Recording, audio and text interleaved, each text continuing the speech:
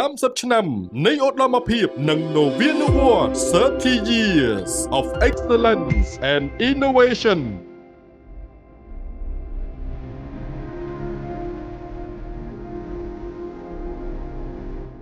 ជាពិសេសនៅសហគមន៍សហការសិទ្ធិនេះទៀតតគឺសហការចុងក្រោយរបស់ខ្ញុំរៀនពីថ្នាក់ទី7ដល់ថ្នាក់ទី12ហើយខ្ញុំបានឃើញថាពីមួយឆ្នាំទៅមួយឆ្នាំសាលារៀនសហគមន៍បានខំប្រឹងអភិវឌ្ឍខ្លួនឯងជាច្រើនហើយម្យ៉ាងទៀតគឺសហគមន៍ផ្ដោតសំខាន់ទៅលើគ្រូបង្រៀននិងការសិក្សារបស់សិស្សឲ្យកាន់តែមានគុណភាពល្អជាងមុន ពួក30ឆ្នាំរបស់ NTC គ្រប់គឺប្រៀបបានដូចជាអ្វីមួយដែលមានអត្ថន័យមែនទែនដោយសារតែការរៀនសូត្រនៅសាលារៀនសុវណ្ណភូមិក៏ជាផ្នែកដ៏ធំមួយនៃការរៀននៅវិទ្យាល័យរបស់ខ្ញុំដែរអញ្ចឹងអញនិយាយបានថាវាជាការផ្លាស់ប្ដូរទៅមកហើយពិតជាមានមោទនភាពមែនទែនដែលបានខ្លាចជាចំណែកទូចមួយ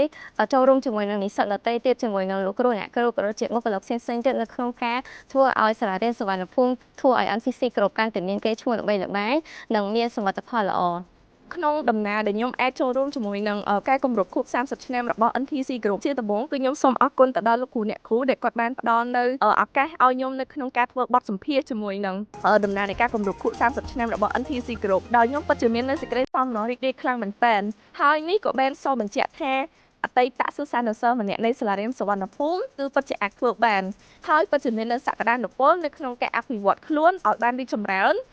ទៅក្នុងការប្រឡូកទៅក្នុងសង្គមដោយមាននូវសមិទ្ធផលនិងប្រសិទ្ធភាពជាក់លាក់ផងដែរ ខួប30ឆ្នាំរបស់ស្ថាប័នអប់រំ NTC គ្រប់ខ្ញុំបានសូមថ្លែងអំណរគុណដល់ស្ថាប័នអប់រំ NTC គ្រប់ដែលបានដើរតួជាផ្នែកមួយនៅក្នុងភាពជោគជ័យរបស់ខ្ញុំតាមរយៈការសិក្សានៅសាលារៀនសុវណ្ណភូមិនេះដែលបានជួយឲ្យខ្ញុំទទួលបាននីតិ A ហើយផ្ដល់ឱកាសនៅក្នុងការសិក្សាបន្តផ្នែកសាកលវិទ្យាល័យនេះដល់ខ្ញុំហើយ